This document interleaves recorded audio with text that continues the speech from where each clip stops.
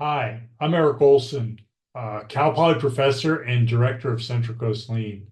One of the things I find folks struggle with is understanding exactly what lean is. And sometimes, quite frankly, we can really make it overly complex. I like to keep things simple or lean. And I like to think of lean as essentially addressing three fundamental questions.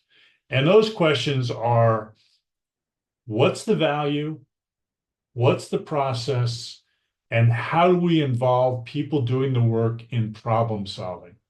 Just three things: value, process, and people. Value, of course, is in the eyes of the final customer. What are the outcomes we want from this process that we're doing? Second is the process. What are the steps? What do we do in order to make that value hopefully flow to the final customer? And then third, and maybe the most important thing is, how do we engage the people doing the work in problem solving? Um, I like to think of this, even if we had perfect value and a perfect process, it still wouldn't be lean in my mind because that's a stagnant state, right?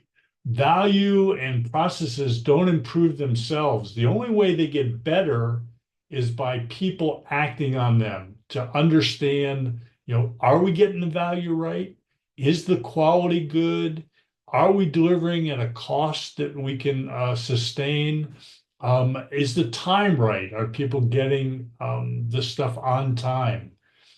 Is the process good? Are we being wasteful? Are we overly consuming resources? Are there delays? Are there inefficiencies or overuse of resources in the process? Are we over processing? So all those things are things that people can look at, identify problems, work together to solve them, and make processes better ultimately for our customers. So three things for lean: what's the value, what's the process, and how do we involve people doing the work in problem solving? With that kind of definition, simple definition going forward, you can make great inroads in improving your processes for the customer.